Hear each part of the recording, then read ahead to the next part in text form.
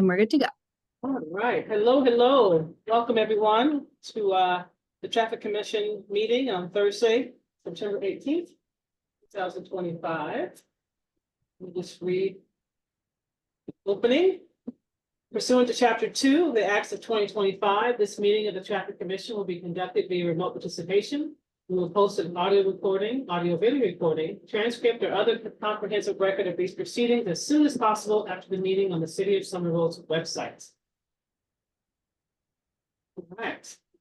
Can we see what we have a quorum for? Yes. Chair Lathan? Yes. Counselor Said? Here. Lena Webb? Here. Assistant Chief Tierney? Here. Sergeant McCary?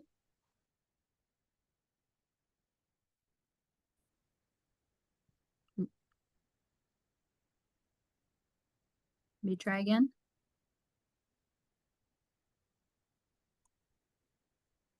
It looks like it says it's connecting to audio. I don't know Yeah. if you have to say okay to enable your computer microphone or something. Sometimes that happens.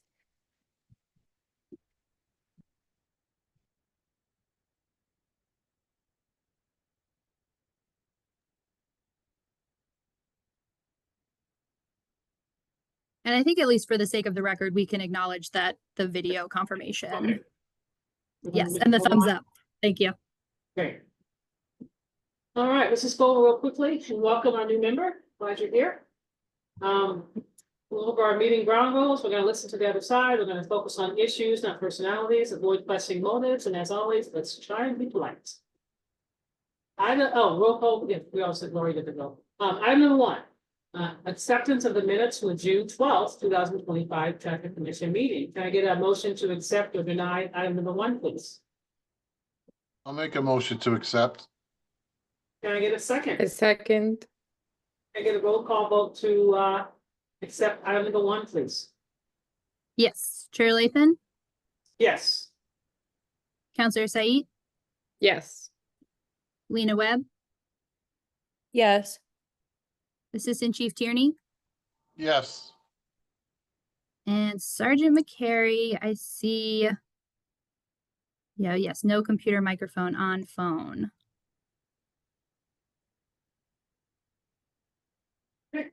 I think we could accept a hand signal. If you want to use that as, yes, Sergeant McCary. Wonderful. And Thank you. that's 5 yes, and the motion carries. Okay. And then also feel free to utilize the chat, Sergeant McCary. All right. Jackie, do you see Councilman McLaughlin in the? Yes, room? yes, I do. And I also see, I don't know if you can see Counselor Said with the hand raise. Okay. I'm not sure if that's a point just before. Cannot. Okay. Through the chair. Yes. So I was just gonna suggest to reconnect maybe. The audio usually resets if he tries to reconnect. That's all.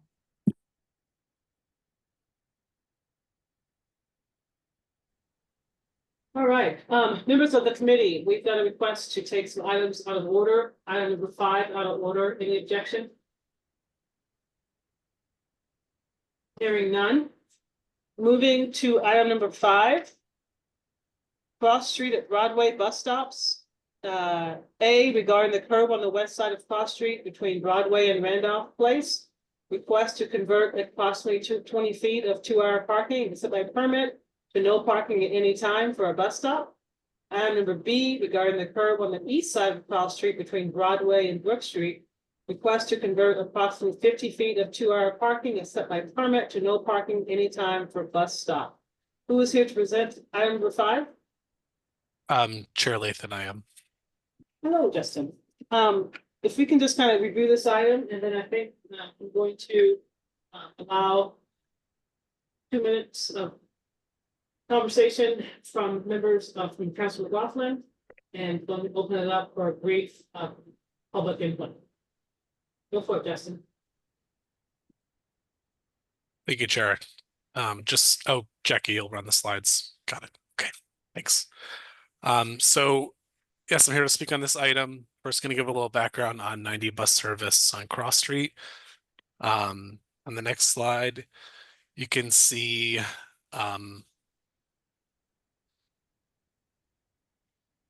sorry, I'm just waiting for the Yeah, sorry. Um, There's a delay.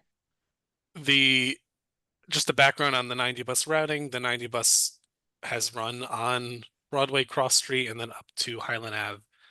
That's the original route that ran for quite a long period of time. From fall 2023 until spring 2025, the outbound 90 was relocated to travel down Tough Street. This is in line with the bus network redesign, and this allowed the bus to make a somewhat close to connection to the East Somerville Green Line station with the stop on McGrath at Alston Street. And then again on the next slide, you can see the change in this past summer of 2025. The 90 was changed to admit both Cross Street and Tufts, primarily due to a redesigned Tough Street that has difficulty supporting bus travel on it, as well as challenges navigating Cross Street. So starting in the summer service period, the 90 traveled to Washington Street and connected a little bit closer to the Somerville Green Line station, with the outbound stopping at Washington at Tufts and the inbound stopping at Washington and New Washington Street. Both the city and the MBTA received substantial advocacy against this change and its impacts on the East Somerville Community School, the Winter Hill School at the Edgerly, as well as students traveling to Somerville High School and the East Broadway Business District. There's a snapshot here of a letter that the city and MBTA received from the Pedestrian and Transit Advisory Committee advocating for restoring service on Cross Street, advocating for another look at the issues associated with the Green Line connection, and highlighting the impacts to the school communities and the adjacent environmental justice communities. And there's a link there that folks, commission members of the public, can follow to read that letter in full. On June 13th, Mayor Ballantyne met with the MBTA general manager and staff from the city to walk Tufts, Cross, and Broadway and discuss these concerns. And following this meeting and following the advocacy that we received, the MBTA agreed to return service to Cross Street in time for the start of school this fall, provided that the city of Somerville improve the travel conditions for the bus on Cross Street, in particular, the interaction with Broadway. And so over the summer, staff have added flex posts to no parking areas at intersections. This is at multiple intersections along Cross Street. These are the painted clear corners markings. So flex posts were added to those areas to try and open up the intersections a little bit more for the bus, and prevent some illegal parking. And then also pictured here are pavement marking changes to Cross Street at Broadway, which include relocating the stop bar a little bit further back from Broadway, adding a painted median to keep the travel lanes, as far to the curb as possible and open up some more space for turning movements. And then also, the main thing that's on the agenda tonight is lengthening the bus stops to meet MBTA standards, and that required replacing approximately 4 parking spaces with bus stop. And then on August 24th, the 90 bus returned service on Cross Street. I have one more slide here just to say that this change of restoring the service on Cross is not the end of the conversation about the 90 bus routing. The MBTA's bus network redesign proposes combining the 88 and 90 bus, because they're duplicative for most of their routes. And the proposal is to make a new 90 bus that has the added service frequency of the 88 and follows the 90 bus routing to assembly. So that means that the 88 bus connection, after these routes split apart on McGrath Highway, the 88 bus goes to Leechmere.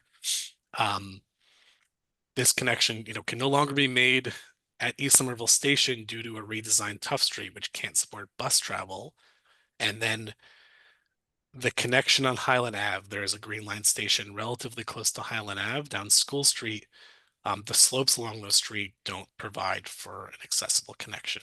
So one of the major issues involved is MBTA requiring an accessible connection to the Green Line because a substantial number of people, even though we have the Green Line in Somerville today, are taking the 88 bus and transferring at Leechmere. But as a part of this, the T has committed to additional conversations that this change won't sort of just happen the way it did over the past summer, and there will be more conversations in the future with riders and the public about changes to move forward with that consolidation. The next slide shows the existing regulations with the MBTA bus stop and the 2-hour parking, and then the final slide shows the extension of those bus stops. And then the final slide here is the agenda language. That concludes my presentation, Chair. Thank you so much. Members of my committee, questions, discussions? Hearing none, I'd like to give Councilor McLaughlin an opportunity to speak on this item. Thank you, Madam Chair. Can you hear me? Yes. Hello, everyone. Matt McLaughlin, Ward 1 City Councilor. Thank you for giving me the time to speak. I should note that, first of all, this has already happened. This proposal that's on the agenda has happened without the Traffic Commission's consent, without a community meeting, without the Ward Councilor being alerted. I found out about this the night that it was happening from residents who I believe are in attendance, and that's very frustrating to me because I do want to compliment the Transportation Infrastructure Department.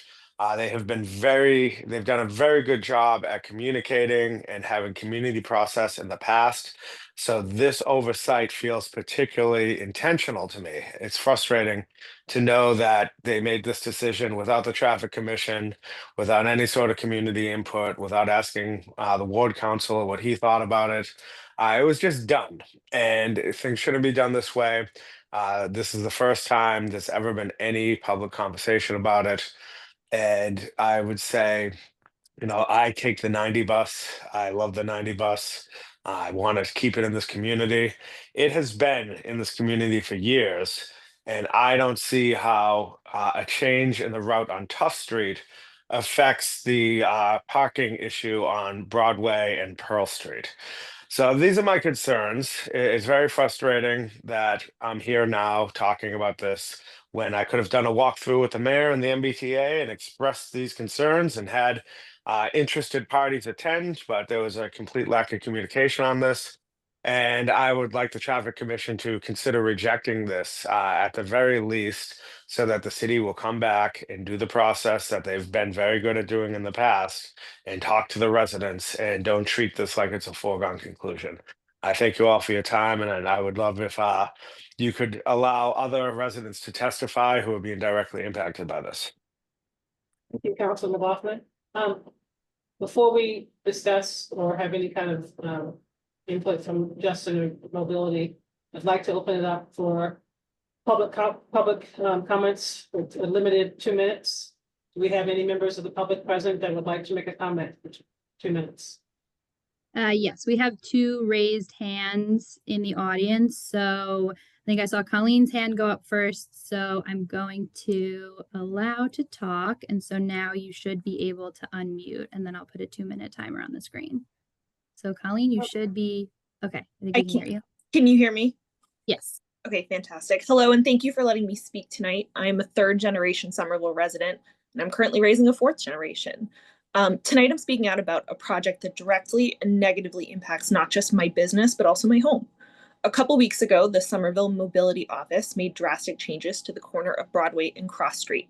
They eliminated between 5 and 6 parking spots, not 4, added a median, and extended the bus stop. Speaking as a resident in a row house without a driveway, removing all the parking in front of my house means that when I do something as simple as going grocery shopping, I have to make multiple trips in order to bring my baby in, go back, get the groceries. There's nothing in front of my house anymore. Speaking as business owner, I'm not frustrated, but I'm angry and I'm insulted. The bus stop was extended across the entrance to my business's parking lot. The 2-hour parking was eliminated. The median creates a double yellow line, which gives the impression that driving across it isn't allowed, so people can't drive into my parking lot.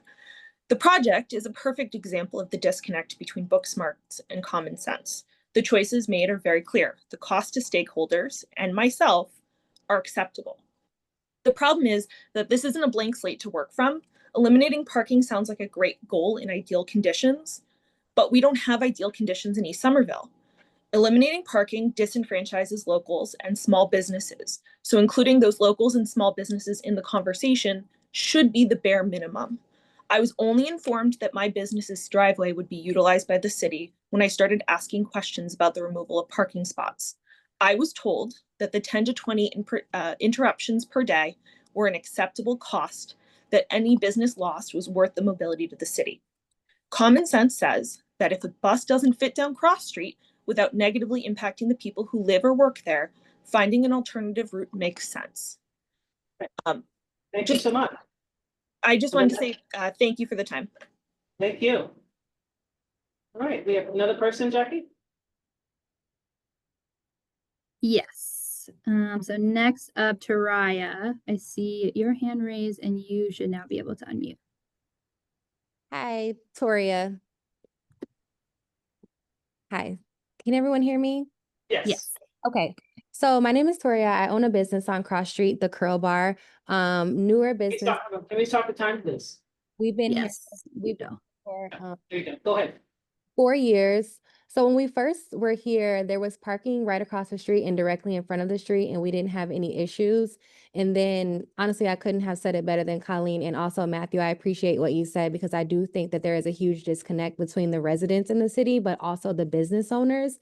And it's really unfortunate that this is happening, because it not only affects me as a business owner and my employees, but it also affects our clients. So again, when we first were here, there was lots of parking. Now it's dwindled down to little to none. There's about 6 parking spots directly in front of my business that have been taken and made to be a loading zone, which all of the 4 new businesses that are here are customer based. So it really does not make sense to have a loading zone. One of the 4 businesses is a daycare. So I could understand maybe allocating 1 to 2 spots for a loading zone, maybe during specific times, like on peak drop off times or peak pickup times. But other than that, it doesn't really make any sense. Right across the street, where there is also residents, and we are very close with everyone that lives on the street across the street. They can't even park their cars with their families. They've now put up these meters and these parking things, and we can't even park. So there's 2 spots, and really depending on how someone parks, there's only 1 spot across the street. And then they placed up 2 meters, which is confusing because the sign says for permit parking only. I myself have gotten hundreds and hundreds of dollars of tickets. We've had clients that have gotten $50 tickets. There is a way to get a business permit parking pass, but that takes us 2 blocks over on Flint Street, and we're here to 8 o'clock, 9 o'clock sometimes, so it's dangerous to be walking that late at night. So in summary, I would just also agree and conclude that it would be nice if we were looped into these conversations, because when people make decisions, they don't think about the business owners and the residents, and it has been really frustrating to rack up all this money and hear frustrations from our clients. So I would just hope that they could reconsider and add back the parking. Thank you so much. Jackie, is there anyone else that would like to speak from the public? I don't see any. I know there are other people in the audience. I don't see anyone with their hand raised. Oh, okay. I just see Jamie Lynn now. So I will. You should be able to unmute now. Hi there. I'm using my girlfriend's account. My name is Paul Robichaux. Hold on just a minute. We gotta stop the timer. Hold on just a minute. Okay, go. Hi there. My name is Paul Robichaux. I'm a business owner in the community, homeowner. I've lived here for 12 years. My family's been in the community for a very long time. And I'm very frustrated by the continuous removal of parking for residents and the damage that's being done to the businesses. The 2-hour parking spots on the edge of the street have been used for a very long time because they were zoned for both residents and also the businesses. And to not even have a notice that that's being removed, there was no file to the mail, nothing on my door. It's very frustrating.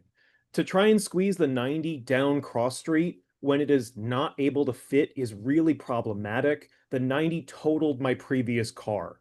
It hit me. It did not even notice that it hit me. It kept going. If I was a small child, I would have been run over by the bus. Luckily, I was not in the car, but I had to go through the process of insurance filing against the MBTA because they totaled my car. The 90 should never have been allowed to come back on the street. All of the changes otherwise are really insulting that they're not even being explained to us beforehand. You just have to walk out and hope that the street's not being changed again as a detriment to us as residents. I I don't know who ever approved this. I don't think they ever walked the street to see how tight it is to even consider putting the bus back. Putting the 90 back is a safety issue that should never have been done. The street is not designed for it. I understand that this came from up high from the mayor's office because I've been calling people to ask who approved this? Why was this ever done? And all I've ever gotten in response is, I'm sorry, nothing is being changed. It's coming from the mayor's office. It's a mistake to have allowed this. I don't think anyone who approved this ever actually walked the route. I cede my time. Thank you very much. Jackie, does that conclude? Yeah, I would say I don't see any other raised hands in the audience again, so unless Great. anyone else wishes to speak, it doesn't appear so. That concludes this time period of public comment, so we can close that out. I'd like to talk back to the committee and like to get your question and feedback for Justice and Mobility, please.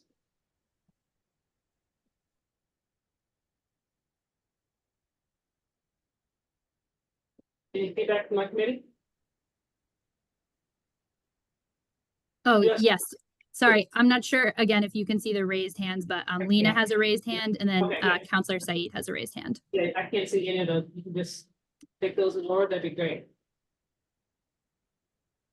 Yes, I think Lena, I saw yours go up first. Yeah, and sorry, Chair, I'm not sure why you can't see the raised hands. I think usually people can. I was trying to be polite and silently raise my hand. Yeah, I'm gonna make you a Um, co-host and see if that helps.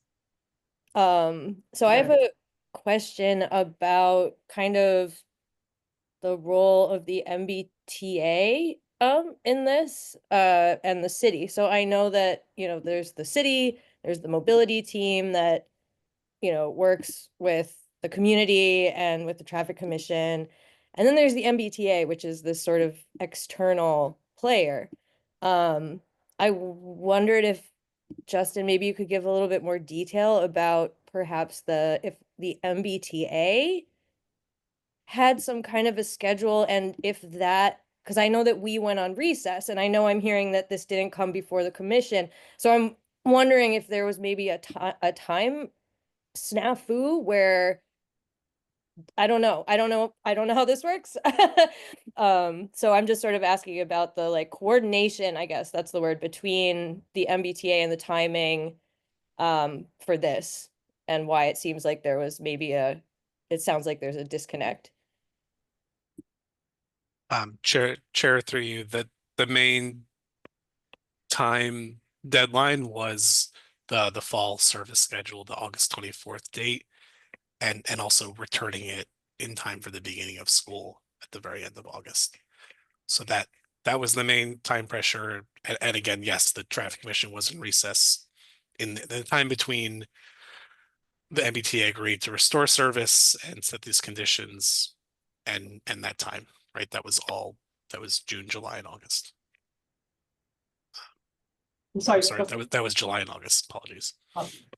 So before Council Slade, I have a quick question about that. I want to follow up. When did we know from the MPPA then that this was coming? When did we, just clarifying question, when did we know that they were going to return service to Cross? When was this situation brought to light for the city? Was it had to be before June and July or no? We didn't know until Do you July. mean the original change or the turn Yeah. back? So Both. the bus network redesign was finalized. I think it went to the MBTA board of directors in 2022, and then earlier this spring, the T advertised for the 90 bus change. They came to the Pedestrian and Transit Advisory Committee. There was a couple folks from the school communities that spoke out against it at that time, and then the change took place for the June. I don't have the exact date, but approximately, I think it was early June service period. So they were announced, I want to say early spring. And then there, like as I mentioned, there was no dedicated public process. There was a website and they came to the Pedestrian and Transit Advisory Committee. And then it was in late June, early July that they agreed to return it back and sort of postpone the change until further public conversation could be had. Right. Council Said? Through Chair Lathan, I also have a clarifying question. So one, we heard from Justin, 4 parking spaces were removed. We heard from the public, 6. What's the exact number? So we were referring to it in the number of feet that was added. I think again, it's approximately 50 feet on the northbound side, approximately 20 feet on the southbound side. But however, I think the signage on the southbound side has moved around over the years. It was at one time on one side of Joe's Liquor's driveway. It was at another time on the other side. That front bus stop sign has not actually been there for about 10 years. So the diagram shown and the estimated foot is based on, again, the bus being able to get to the curb and accessibly unload and unload passengers. So unfortunately, I don't think that there is a impartial view of the number of spaces. I think it depends on, particularly with that southbound bus stop. It's just not clear. The diagrams show exactly where, Jackie, if you want to scroll back to that for just a moment, that diagram shows exactly the extent of the restricted parking, and it does cross over the Joe's Liquor's driveway. That's correct.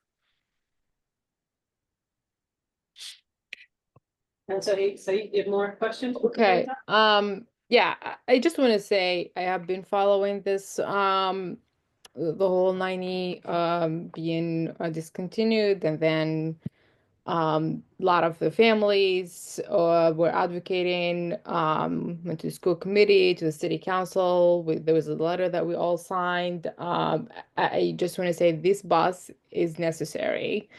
This a lot of the families have been taking it, and they were specifically advocating that this starts in the fall.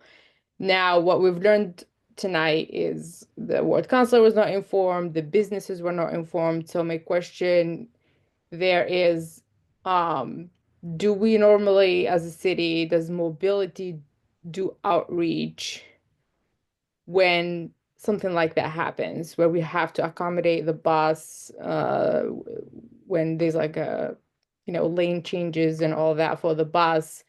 What is the procedure? I think the answer is that it depends somewhat on the project and the number of parking spaces and the impact. I do think that the city and mobility dropped the ball in not doing more outreach. At minimum, there should have been flyering and notification. This is not a level of change that we would run a community process or a public meeting for, but there should have been more outreach to the direct abutters. And I apologize that did not happen in the rush to get it implemented. That should have happened.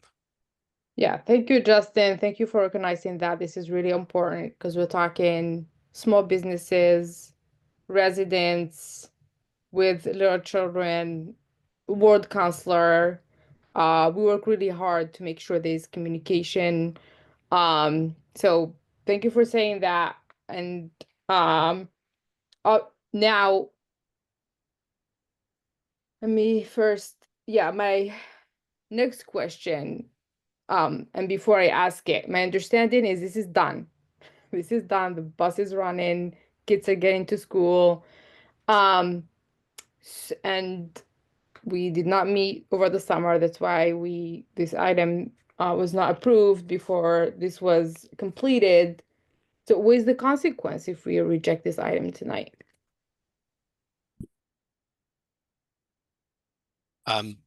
Chair, through you, I'm not an enforcement expert. My understanding is it's not an enforceable regulation at this time, but I would ask for Director Redford to confirm or deny.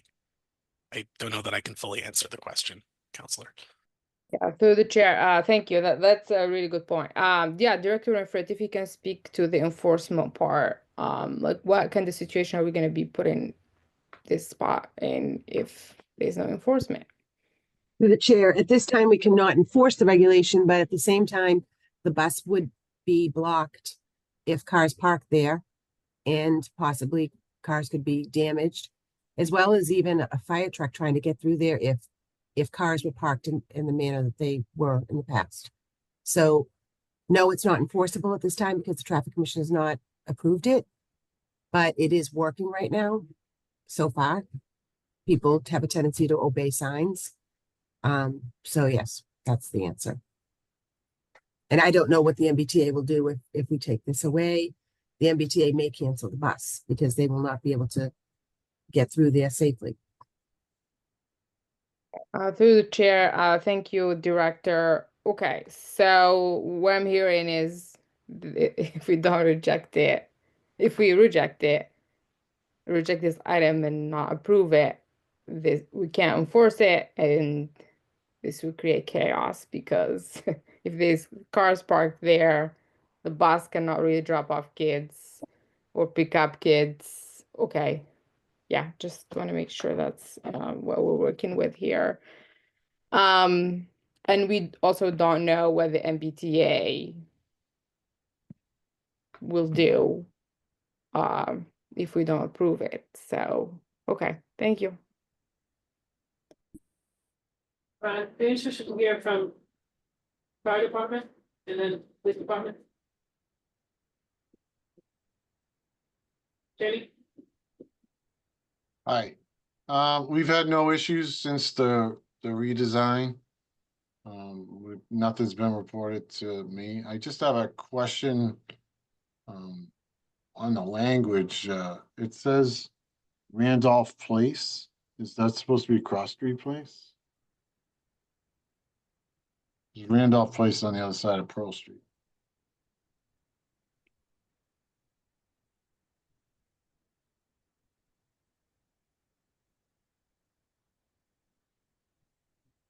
Chair, through you, just checking. Hold on one moment, please. That, yes, that is a typo. I mean, that it is between those two streets, but you're correct. It should say Cross Street Place. Yes, it's the private way that's just, at the end of that block. Right, thank you. Apologies about that. It is in that, extent Broadway to Cross, but it's should have said Cross Street Place. All right, Somerville Police Department. Thank you, Chair.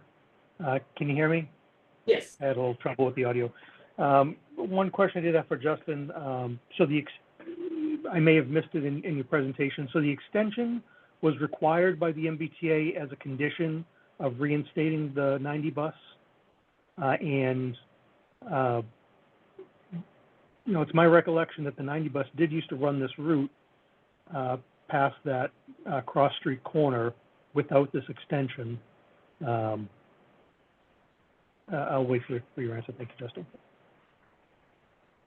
Chair, through you, yes, that's correct. This is based on their most significant concern was the getting onto and off of Broadway, reaching the curb. And this is based on, turning movement diagrams that the MBTA, they reviewed the design and approved. And yes, the 90 bus used to run without this extension on Cross Street.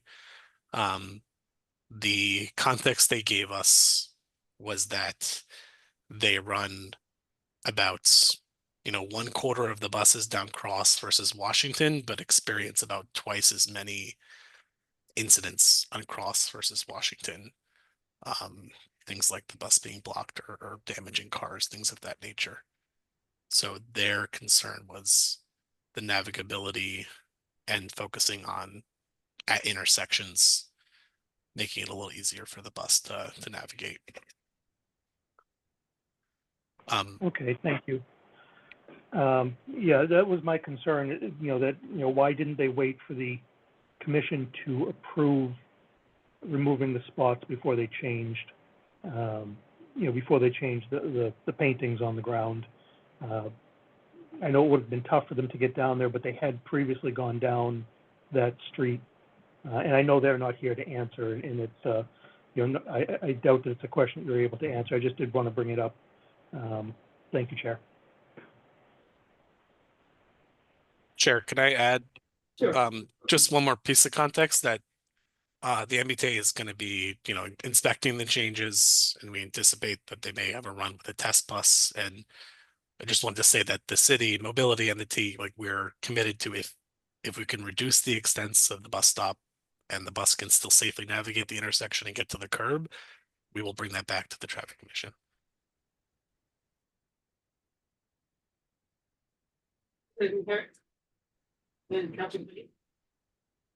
I'm sorry, Justin, through the chair, could you repeat that part?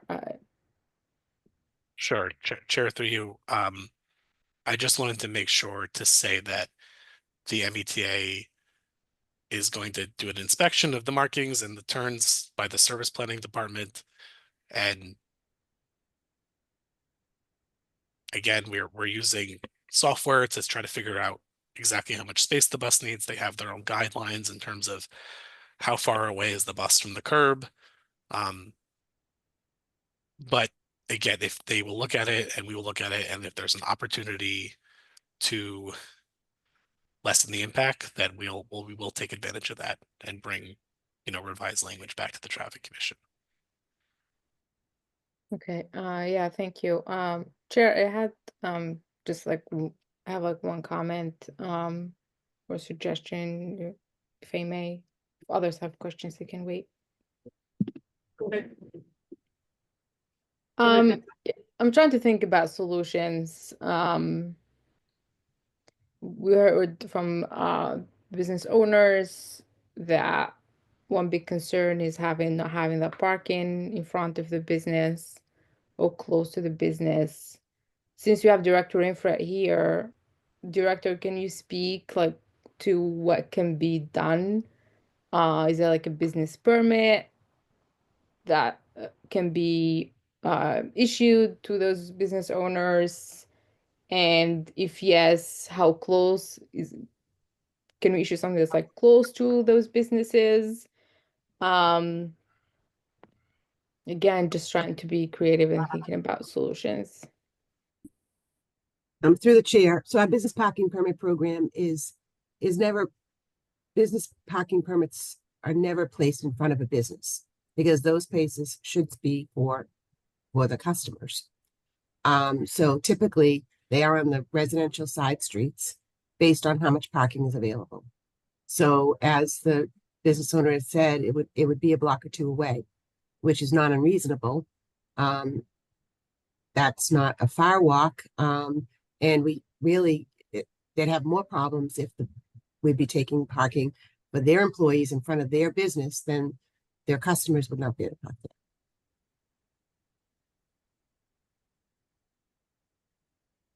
there. Okay, thank you. Okay, so the customers will not be able to park, but there's also the bus that they can take to get to those places. Yeah, I will say it is it's not a great situation, but here the big takeaway is just the outreach, the importance of doing outreach, and informing ward councilors when major things like that happen. They will say this is something that they took a lot of advocacy to get this 90 bus back, this route back, because the families really need a lot of students are taking this bus in the morning, in the afternoon. So but I also understand the impact that it's having on the businesses. It's the other hand, but yeah, Justin. Chair, I just wanted to just for context for Councilor Slade, just to confirm there is a loading zone directly in front of the business on the Broadway side. There are parking meters on both blocks of Broadway that are adjacent and there's another loading zone on the other side of Cross Street on Broadway. So yes, would be no curbed access directly on the Cross Street side. But just wanted to make sure you had the context that there is customer parking available on Broadway. And Justin, just remind us so that the loading zone is at 15-minute parking for Loading customers. zone is it's 20 minutes for commercial vehicles, it's 5 minutes for passenger vehicles, and then the adjacent meters are 12 minutes to 2 hours depending on what you put in. How many meter parkings are there through the chair? Chair through you, it I guess it depends a little bit on how far you go. There's got to be at least a dozen meters within a block radius. There's the other side of the street which has parking meters. Fair number of parking meters on Broadway. I don't have an exact number in front of me at this time though. I have a procedure question. If the narrative has the wrong, it's supposed to be cross place instead of Randolph place, what do we need to do procedurally to correct that for the record? This is incorrect. Jackie, what she's saying? So I think technically, as Justin noted, it is the same block. It doesn't necessarily shift things too seriously, but we could, and I would suggest maybe making a motion to amend the item just to correct the location. So it would just be a motion to amend the item to refer to Cross Street Place instead of Randolph Place. And that would, I think, be, if that's acceptable to the commission, to the chair.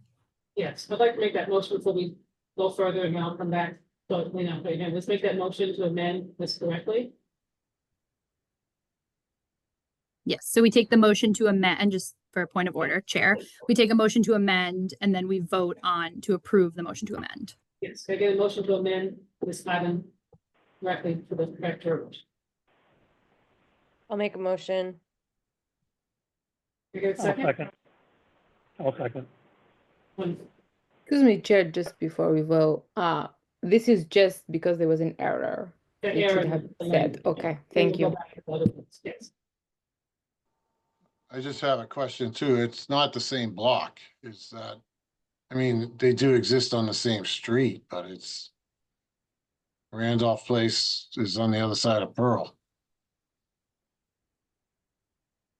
Yes, I think through the chair, we will be okay, because now, so the item will read on the west side of Cross Street between Broadway and Cross Street Place.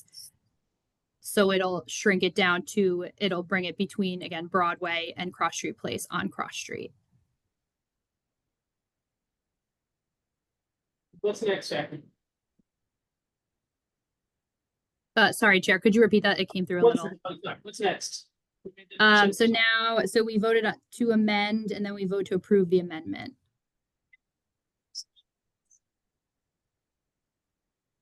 And again, I think you cut out, Chair. I'm not sure if anyone else caught that.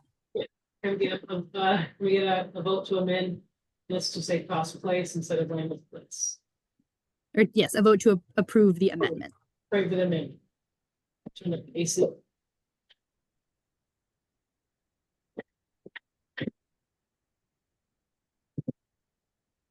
Ready.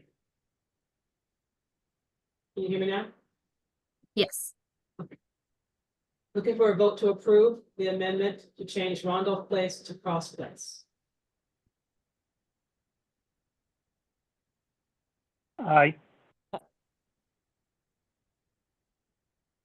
I will give the first motion to Sergeant McCary to confirm. I'll second. Can I get Okay. a roll call vote to change this? Roll call vote to change the Randolph Place to Cross Place. Yes, Chair Lathan, Yes. Counselor Said, Yes. Lena Webb, Yes. Assistant Chief Tierney, Yes, Sergeant McCary. Yes. And that's 5 yes, and the motion to approve the amendment to refer to Cross Street Place rather than Randolph Place for number 5A has been approved. Thank you. Sorry that was so clunky. All right, back to the discussion. Lieutenant Terry, did you have your hand raised before we went to that motion? You all set? I'm good. Okay, Thank you. all right. So my concern, and I know that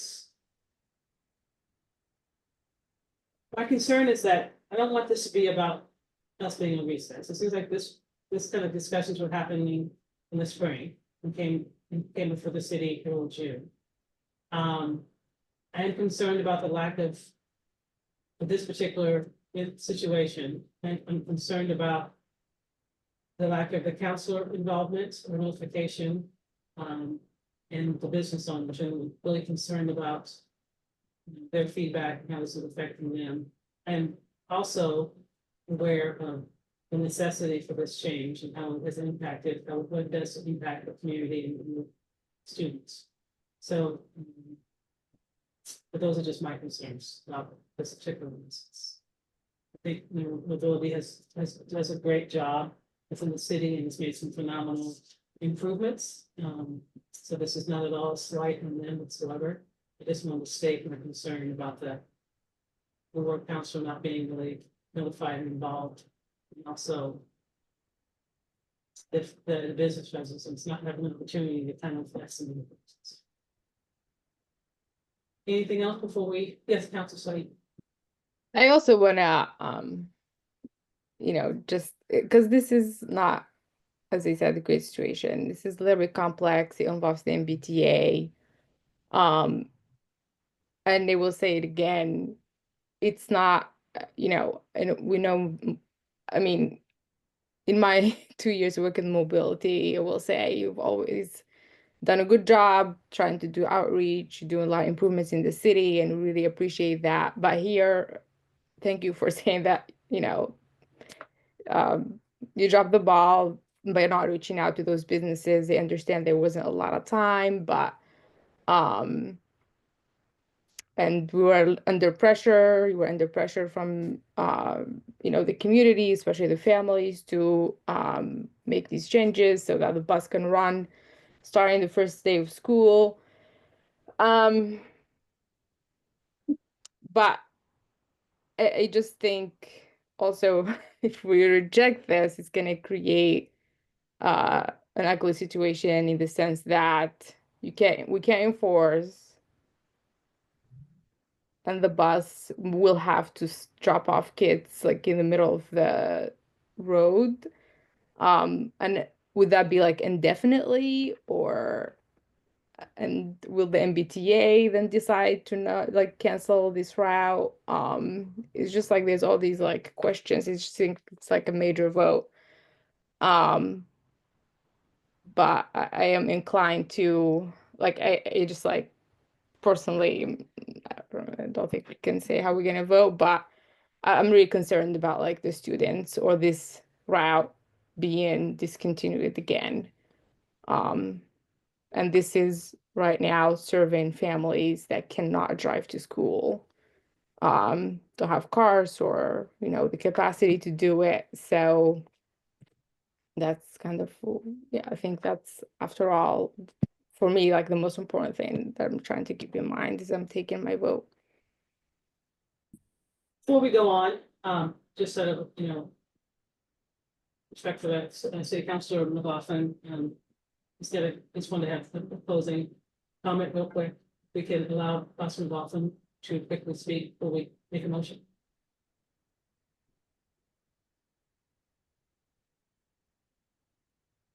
Thank you, Madam Chair. Did you give me permission to speak? Yes. Okay, thank you. Yeah, just a few thoughts. I have to run to a land use committee meeting. But I will say, it sounds like if you vote against this, nothing happens. In which case, I don't know why this is on the agenda at all. Why does it come before you if you have no authority to approve or reject? I want to point out that the bus route was discontinued temporarily because of construction to Tough Street, not because of parking issues on Cross Street. So I don't know what the MBTA said because I wasn't a part of those conversations, but the idea that we're going to put a parking spot in front of someone's driveway and that's going to be safer than the present situation doesn't make much sense to me. I wonder if there, and I do appreciate that the idea of alternatives were tossed out, that we can revisit this. But I think if we had that conversation to begin with, we wouldn't have to revisit it, because I do think there are alternatives. There's always another option when all voices are included, and the voices in this neighborhood were not included in this process, and we're basically saying, oh, we have to get rid of the parking for the kids, when I think we can have parking and the kids. We've had it for years.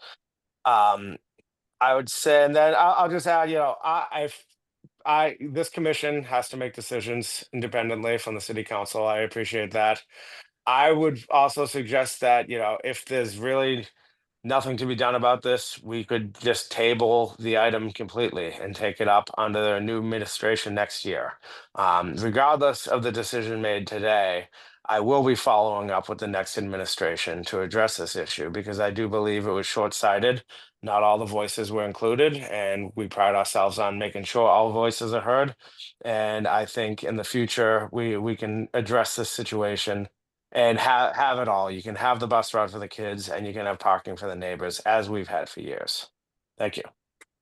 Thank you. All right, at this time, I'm going to request that we make a motion to accept or deny this particular item.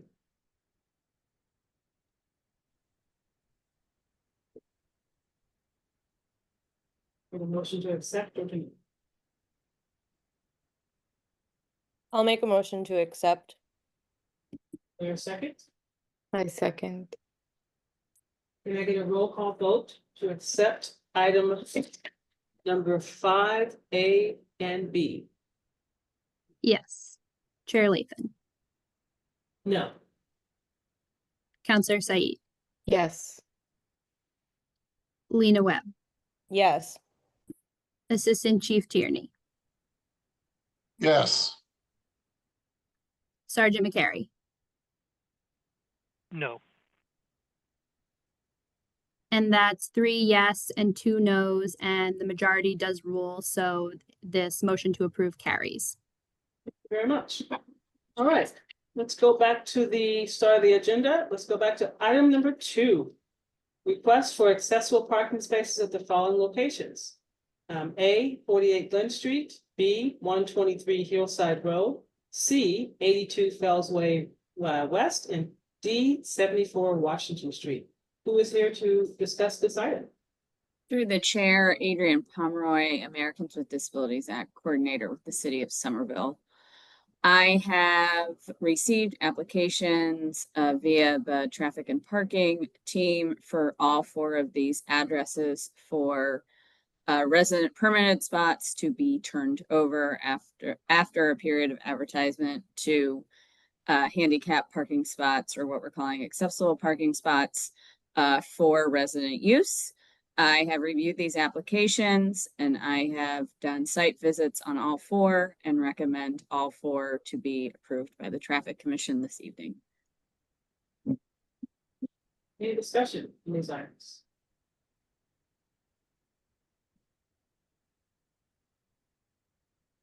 Hearing none. Can I get a roll call? Can I get a motion to accept or deny item number 2? Ms. Webb, I will make a motion to approve. Councilor Said, make that go.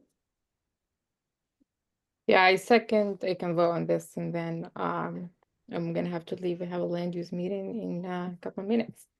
Can I get a roll call vote to accept item number 2, please? Yes. Chair Lathan, Yes. Counselor Said, Yes. Lena Webb, Yes. Assistant Chief Tierney, Yes. Sergeant McCary, Yes. and that's 5 yes and the motion carries. Moving on to moving on to item number 3. Thank you. All right, Somerville ad at Union Square bus stop relocation. Are item number 3 and 4 part of the same discussion from the administration, Justin? Chair, I'm presenting on both. They're separate. Okay. Separate locations though. We'll take them separately. Yeah. Item number 3. Ooh, just lost it. On number Sorry. 3, Somerville Ave at Union Square bus stop relocation. A, regarding the curb on the south side of Somerville Ave between Hawkins Street and Warren Ave. Request to convert approximately 45 feet of metered parking to no parking anytime for a bus stop. Thank you, Chair. I'm presenting on this item as well. I'll start with the background on the next slide, which is that the existing MBTA bus stop number 2510 Somerville Ave at Union Square is located inside of the signalized intersection with Warren Ave. There'll be a map in a minute, but folks may know this as the slip lane that allows you to make a left from Somerville Ave heading into Union Square onto Warren or to U-turn onto Bow Street. The bus stop is inside the signalized intersection between the crosswalks. MBTA Service Planning reached out because they received a number of complaints from their operators. The primary one is the first one listed here, that they cannot see the traffic signal while serving the bus stop. There's also issues because the bus stop is not long enough to reach the curb and accessibly load and unload passengers, while also leaving enough room to pull out. When they pull out, they have to navigate around curb extension, a bike lane, a buffer, a travel lane to reach the left lane to be able to take a left up at the intersection with Washington Street. And the result is that they're often stopped, unable to view the traffic signal, blocking crosswalks, and not at the curb loading and unloading passengers. On the next slide, you can see just a visual of what I'm talking about. That bus bike only, again, that's the bus stop located inside the intersection, between the two crosswalks, walk signal. And then on the next slide, you can see just a few other bullet points. There was discussion of this about from approximately, I would say a couple of months before, but in June, MBTA wrote us a letter and they formally requested that the bus stop be relocated behind the stop line outside of the intersection. And we determined the closest space that would impact the fewest number of parking spaces would be on the far side of Hawkins Street, where there are currently 2 parking meters today. And then the last point is just this, we're proposing this to address an immediate safety issue. There is a quick build project on Somerville Ave further west, and it's primarily adding quick build protected bike lanes, but we will be evaluating the bus stops along Somerville Ave, including the bus stops in this section, even though they are not a part of the quick build project, to consider the spacing, the length, and potential consolidation. So I anticipate as a part of that project, there could be additional changes that we'll bring back to the commission. This slide is a visual of the parking regulations that exist along this block. That's Hawkins on the bottom left. There's the bus stop, the yellow, in the middle of the intersection. And then the next slide shows the proposed, with the bus stop being moved back to the far side of Hawkins Street. And then finally is the agenda language. Thank you. Discussion from the committee, questions, concerns? No? Hearing none, can I get a motion to accept or deny item number 3, please? I'll make a motion to accept. Can I get a second?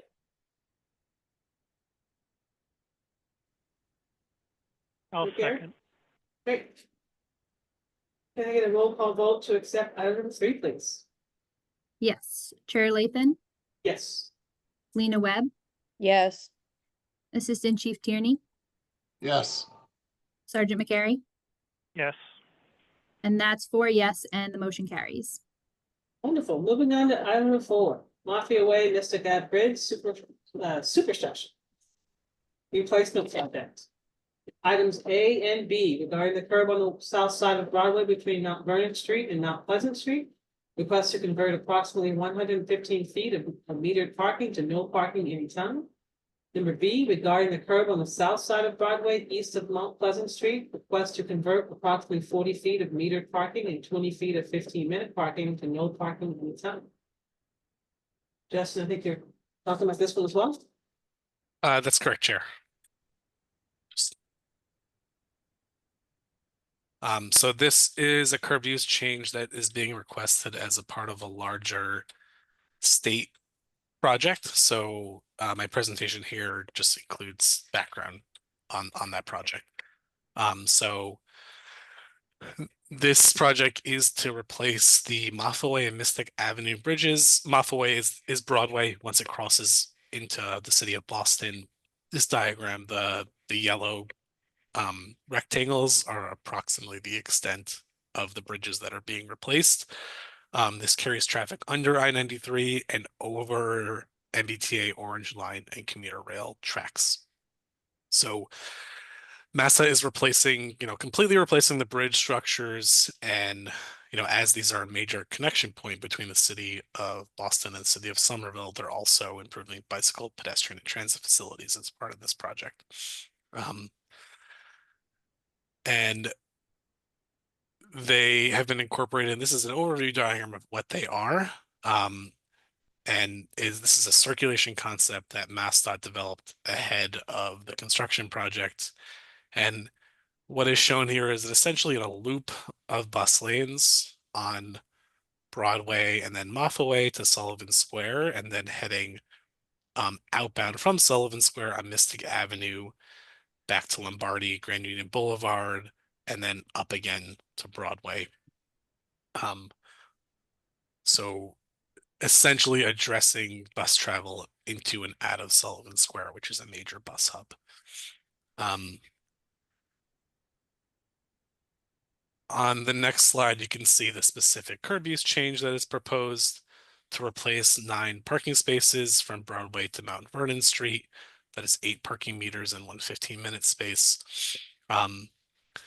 This is to serve 4 existing bus routes and also an additional bus route that's going to be added as a part of the bus network redesign and higher frequencies on these existing routes. So this short block represents one of the busiest, if not the busiest section of street in the city of Somerville for buses, just the sheer number of buses heading into Somerville, heading into Sullivan Square, excuse me. So the 80I and the 90, the 95 and the 101 and future high frequency service. This is a summary of the community engagement that was undertaken as a part of the project. There were a series of MassDOT public information meetings going back to March 2022. There was discussion at the Pedestrian and Transit Advisory Committee, and then an additional public information meeting in May of this year. And then in August of this year, both city, separately city staff, and then later MassDOT staff flyered homes. The focus for the city's work was to speak with the businesses and do some block walking. And then I'm also referencing an upcoming meeting where Mobility will attend a monthly business meeting for East Somerville Main Streets. They've been notified of the change, and we did the block walking, and we've been asked to attend just to answer any questions that may come up. Because if Jackie, if you don't mind scrolling back one page. So the only change being proposed tonight is that red block, the no parking anytime regulation for a bus lane. I've highlighted where the existing municipal parking lot is on street parking meters and loading zone. We've discussed the possibility of additional loading zones with some of the businesses. We've discussed the possibility of, do some of those parking meters become loading zones on Mount Pleasant Street, or do we extend parking meters further down Pleasant Street or Mount Vernon? At this time, there's no clear consensus for making those changes. It's possible we will bring those back in the future to the commission. We don't want to proactively add a loading zone or change parking meter regulations until we hear from enough businesses that that's specifically what they would like to see. So those other just diagrams on this screen, that's just to note what already exists in the area, and the request is to change to the no parking anytime regulation. And the last slide is, the last 2 slides are just the change in visual form. The existing MBTA bus stop, the meter parking, the 15-minute parking You can see the municipal parking lot on the top, and then the new regulation. This is essentially identical to the regulation that was in place temporarily when the orange line was diverted. There was a temporary bus lane added along the stretch. So this reinstates it as a part of the project, and allows MassDOT to make the changes necessary over the next 6 to 12 months to implement the bus facility. Last slide is just the agenda language.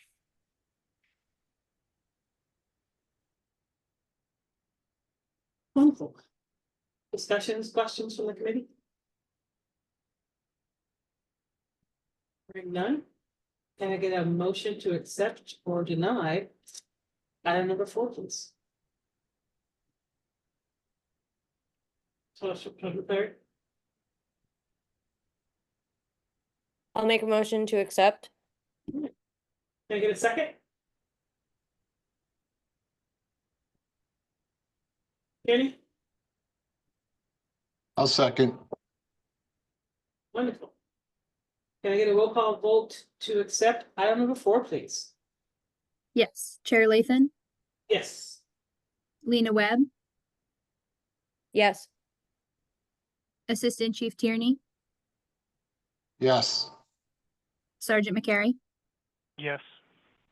and that's 4 yes, and the motion carries. Wonderful. Moving on to item number 6. We've already done item number 5.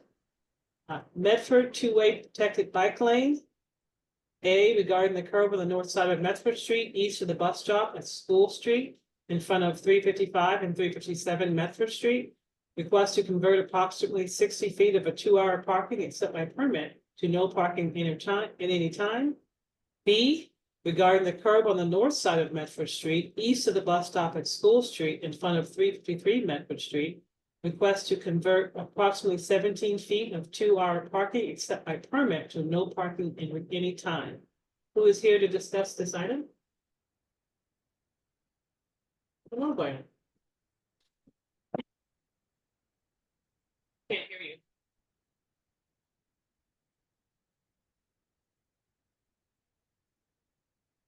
We're not hearing any audio, Viola.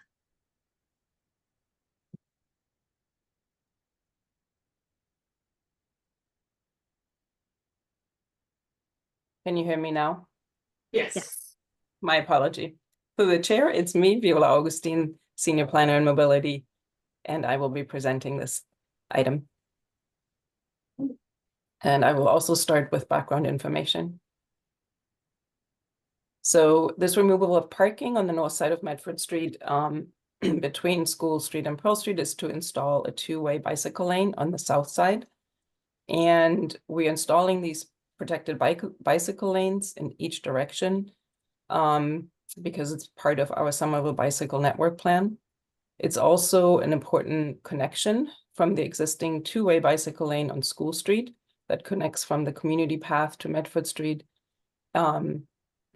To continue that connection along Medford Street to Pearl Street, which will be part of our Western Pearl reconstruction project and will also have bicycle lanes. This project is funded through participatory budgeting, the first round. And I also want to mention that this 2-way bike lane existed for a while as a temporary detour when the community path between School Street and Medford Street was closed. Both the fire department and DPW have reviewed these plans. So in plan, the blue areas are the parking that we are asking to be removed. And the description is, on the left in the yellow is the bus stop, and the south has the proposed new 2-way bicycle lane. And the next slide is just pictures to show where the parking is that we are requesting to remove. And then the last slide is just the agenda language. We go back up real quick to see the photos.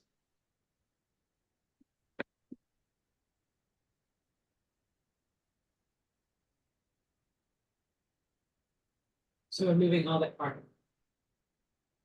Yes, between the bus stop and the Pearl Street.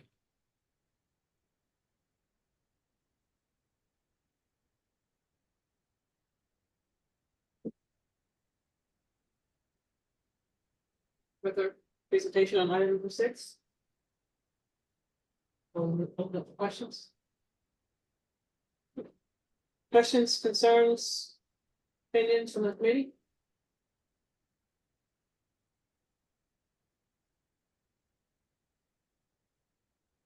No, none? Alrighty. Can I get a motion to accept or deny item number 6? Sergeant Clary, can you make a motion? To accept or deny?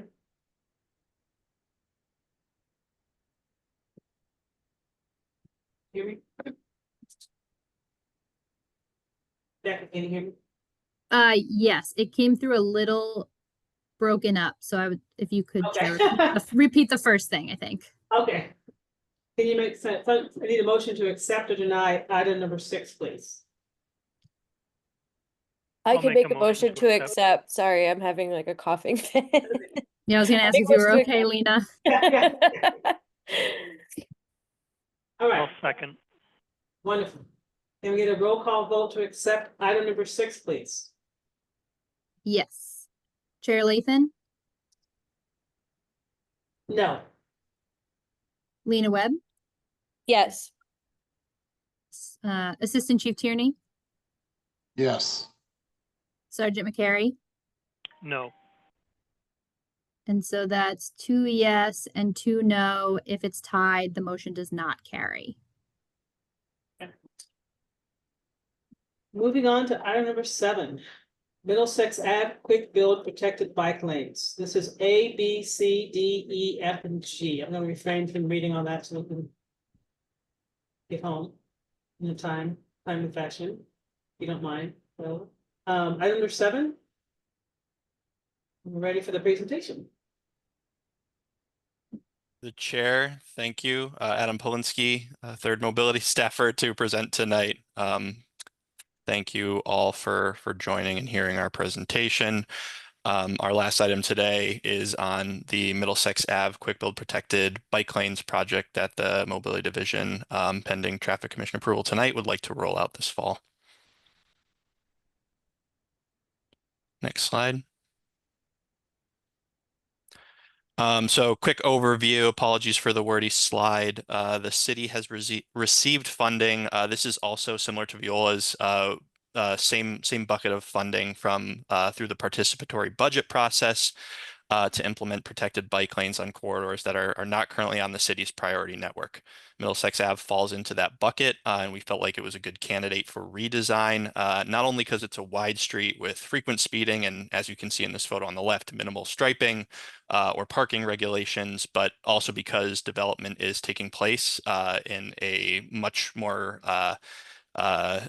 in a manner that's changing the character of the street a lot more than in a lot of other places around Somerville. And we want to make sure that the city is keeping up with the demands of these shifting land uses. It is a quick build project, meaning that it will be done with only signs, paint, and flex posts. So we're not rebuilding sidewalks, we're not repaving the street, although some of the nearby development has done some repaving, which has helped helped the maintenance of the street in the short term. Our primary goals are to add these protected bike lanes in both directions, narrow the travel lanes, help reduce some of that speeding behavior, and hopefully improve safety for all users. We will also be making changes to the traffic signal at Middlesex and Foley, with the goal of improving safety and also hopefully getting everyone there through a little bit more quickly. Mobility has been the city department, the division within OSPCD leading this project effort. As is usual, we have also been coordinating, receiving feedback from, and have gotten support from the Somerville Fire Department, from the Department of Public Works, from the Parking Department, and from the Engineering Division within IAM. Who we work with closely on all of our projects. We've also shared these plans with and received feedback from both the Somerville Bicycle Advisory Committee and from the city's Pedestrian and Transit Advisory Committee. Draft plans were released in July on a dedicated project page, link there, and promoted through the Somerville, through the Mobility Division's monthly newsletter this summer to get the word out. So pending Traffic Commission approval, We will move to the next stages after this, flyering on signposts and utility poles along the corridor next week to raise awareness. We also would connect with the Assembly Transportation Management Association, which helps guide some of the development and transportation access in the Assembly Square neighborhood, East Somerville Main Streets, the Somerville District Court, and Mama Ana Latin Brazilian Cuisine, which are the key land uses along this corridor. Prior to actually making any changes, a city alert will also be sent out to the immediate surrounding area prior to the start of implementation. So that's sort of where we're at in terms of the work we've done and the work we plan to do regarding outreach and pulling in all the necessary parties. In terms of this commission's purview, I included a slide about on-street parking impacts for this project because Middlesex Ave is considerably wider than most streets that the city of Somerville owns. We will be able to retain on-street parking on both sides of the street. However, since some of that is angled, there will still be a minor overall impact on the number of available spaces. However, I will note that most of the parking that exists today is unregulated, and so anyone from anywhere can park there as long as they want.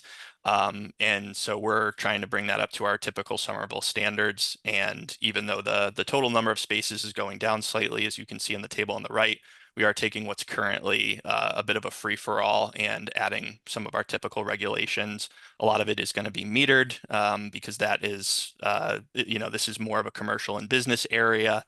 And there's actually no permit parking in the Assembly neighborhood, so we wouldn't want to do that. Our proposal does include a couple of accessible spaces. There's a couple loading zones that already exist. One of them is on Middlesex Ave, so we will not be changing that. And then we will be having some dedicated parking uses as well. Some for the courthouse and then some for the fire department. In addition, in some of the conversations I've been having with the parking department, they've also requested that we clean up some of the regulations on the side streets, notably Cumming Street and a little confusingly, the second stub road there is actually called McGrath Highway. So those of you that are wondering why McGrath Highway is on this, you'll see in the slides that there's a side street that's called McGrath for some reason. So to clean up the regulations there and make sure that those reflect what we'd like, I have proposed to include those in this agenda as well. Okay, so here's a visual version of what I've just described. Includes the agenda language relevant to each section of street that we are requesting changes. I won't read through all of this, but the first three items refer to the unregulated parking, parallel parking on the north side, or sorry, I guess that's the east side of Middlesex Ave there that Jackie's highlighting. As well as the angled and then a couple of unregulated spots on the west side of Middlesex Ave, as well as the parking that's currently unregulated on Cummings Street. And here is the final proposal, which would take all of that unregulated parking, whether angled or parallel on Middlesex Ave, turn it into metered parking on the north side, or again, sorry, the east side. And then courthouse parking on the west side with a couple of accessible spaces closest to the courthouse entrance. On Cummings Street, that unregulated parking would become 2-hour parking from 8 a.m. to 8 p.m. And then on the second half of the project area here, we have the remaining requested regulation changes. You can see that today there is, again, a number of unregulated spaces on Middlesex Ave. There is also a block of metered parking across from the new development at 74 Middlesex. I did also show the existing parking, outside of 74 Middlesex. So that's already been approved and is there today, but I wanted to show it anyway. There's an accessible space in a loading zone. There is also a loading zone, on the side there on that little McGrath Highway stub, a loading zone in a few meters. On the other side of that McGrath Highway stub, we are proposing to take what had been approved as 2-hour except by permit parking, and then just cleaning up that regulation again, because permit parking does not actually exist in Assembly. We want to remove that particular element of that language and make sure that we can have signs that reflect just 2-hour parking, and that would be from 8 a.m. to 8 p.m. The last item worth mentioning here is, yep, on the southern side of the project, the right side of the page, there are 6 meters there today. The fire department has been working with parking and with mobility in an effort. Now that they've opened their new fire station right across the street here in Assembly, they've requested that 4 of those spaces are dedicated to fire department staff access, vehicle access only.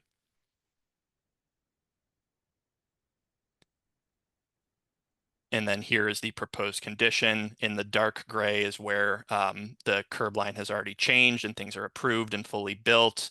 And then you can see all of the new markings that we're proposing with the protected bike lanes. The final, similar to in the other slide, yep, there's metered parking on the top of the page on the east side. There is also metered parking on that little block on the west side.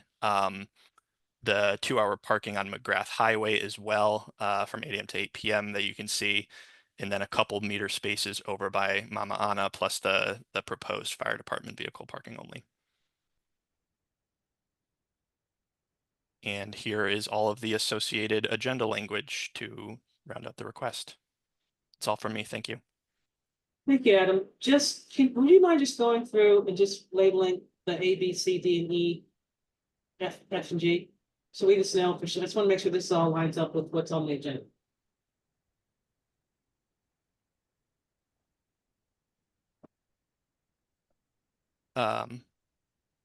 Through the chair, was that request for me or for Jackie? Yes, I just want to make sure everything's lined up. This was a great presentation, Adam, but I just want to make sure before we make a motion that we all understand. We have quite a few alphabetic letters here, so. Sure. Someone go through Yeah. and just make sure everything lines up with what you talked about. Just the What's on the last, agenda? the last bit, like the last slide with the language, instead Yeah, of bullet points, just making sure it's A through Yes. the last slide, Adam. Okay.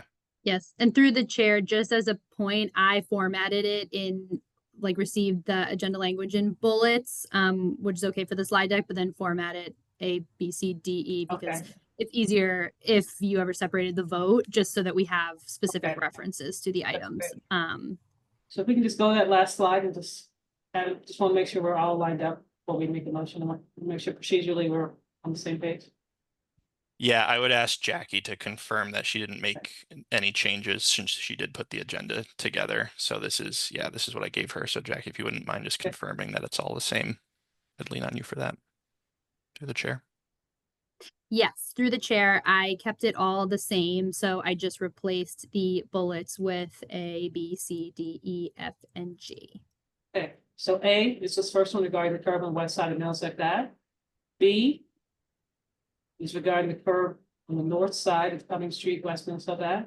C regarding the curb on the east side of Middlesex between Cumming Street and Fells Way. D regarding the curb on the west side of Middlesex Ave between Cumming Street. E regarding the curb on the north side of McGrath Highway between Middlesex Ave and Marginal Road. F regarding the curb on the west side of Middlesex Ave between Foley Street and Mystic Ave. And G regarding the curb on the east side of Middlesex Ave between Foley Street and Cummings Street. Thank you. I just want to make sure we're all clear and everyone's on the same page. Discussion.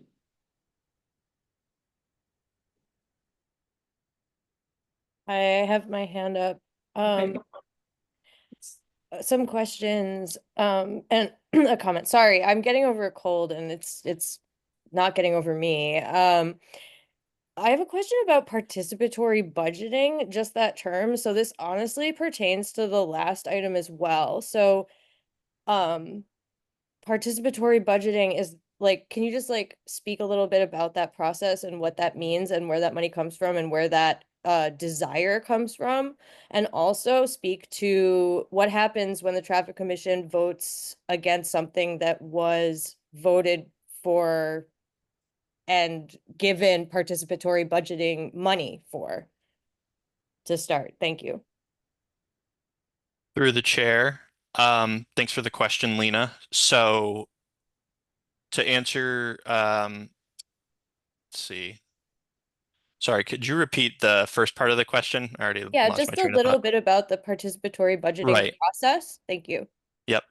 Through the chair. So yes, I'd welcome feedback from any others on the city side as well that know that this process a little bit better than I do. But my understanding is that we've gone through this process twice now, actually. And the first time, and there's essentially a committee of folks that take all of the voting that we do. We've done this a couple times now, and there are projects that get voted. It's open to the public, and people can vote on priorities. There's a certain portion of the city's budget that is set aside for what we call participatory budgeting, and whatever comes out on top in terms of the voting. One of the things that was voted, and this committee ended up recommending, and there was funding set aside for, was bike lane acceleration. And so this was the first round. I think this was completed in maybe 2023. Apologies if I haven't got the exact timing correct. So the trick with what was approved is that the hope was that it would take what we were already doing in terms of the priority network for streets that we had already designated for protected bike lanes, and in theory we're already working on, and expanding that to streets that were not on the network and doing it faster.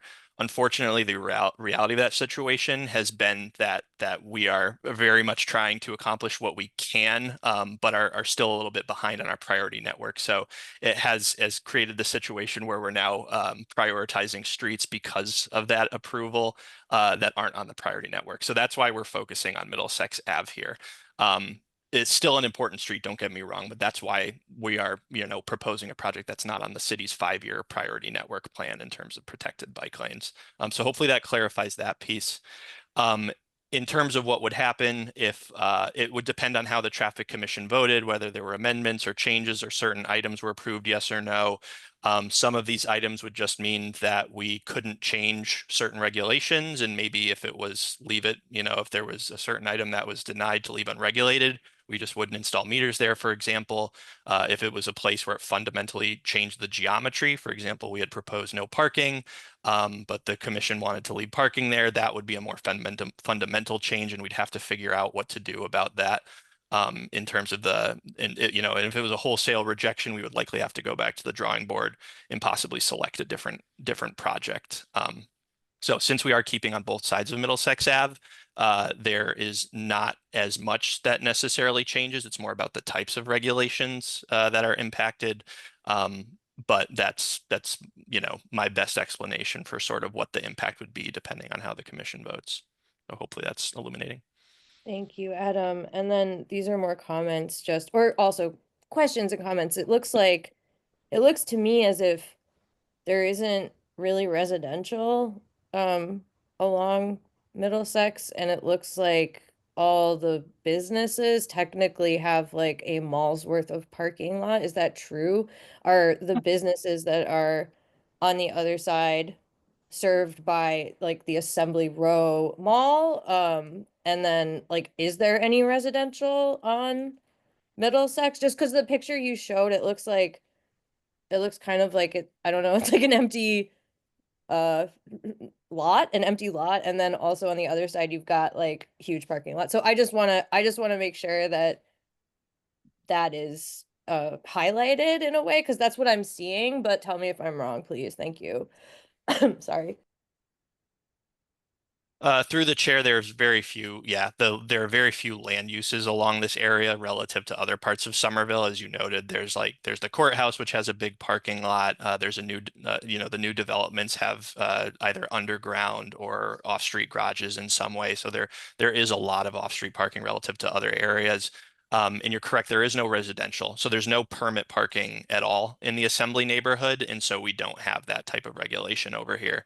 This is really focused on commercial, and there are some newer buildings that have gone in, but I believe they have off-street parking. Thank you very much, Adam. Sergeant McCary, am I getting your title right, Sergeant McCary? Absolutely. You have your hand up? I do. Thank you, Chair. Adam, am I right in that it looks like there's 12 spots ultimately throughout this whole project going to be eliminated, and that the majority of those are probably right in and around the courthouse where the angled parking used to exist or currently exists? Through the chair, yeah, that's correct. That's where the impact would be most acutely felt. All right, thank you. The only comment I have, Adam, is just, as always, just gonna be concerned about anytime we put in the bike lanes with snow removal and cleanliness and sweeping. So I'd like to make sure that we're working with the highway department to make sure that we are adequately able to, so there's snow and salt and appropriately for the bikes, safety of the bikers, and also the cleanliness of sweeping, so. That's always Through the our chair, concern. thank you. Yeah, absolutely.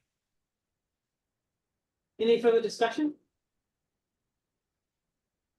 Hearing none, can I get a motion to accept or deny item number 7? Deputy Chief Tierney. I will make a motion to accept. Can I get a second, Sergeant McCary? I will second. Can I get a roll call vote to accept item number 7, please? A, B, C, D, E, F, and G. Yes. Chair Lathan, Yes. Lena Webb, Yes. Assistant Chief Tierney, Yes. Sergeant McCary, Yes. and that's 4 yes, and the motion carries. Thank you very much. It seems, thank you, Adam. That seems to conclude our agenda for today. Thank you, my committee, and welcome to the committee. Sergeant, glad you're here. Thank you. Yes. Okay. Through the chair, our meetings are not always this long. I just feel like as a brand new member, I just wanted to note that. Sometimes they're longer. No. Yeah, I hope I didn't just jinx Chase us. me off on my first one, yes. Yeah. All right, well, can I get a motion to adjourn? I'll make the motion to adjourn. Can I get a second? Second. All right, can I get a roll call vote to adjourn this wonderful meeting? Yes. Chair Lathan, Yes. Lena Webb, Yes. Assistant Chief Tierney, Yes. Sergeant McCary, Yes. and that's 4 yes, and the motion carries. All right, cool beans, frozen peas. Thank you very much. Good to see you guys. Have a Thank good you, night. everyone. See ya.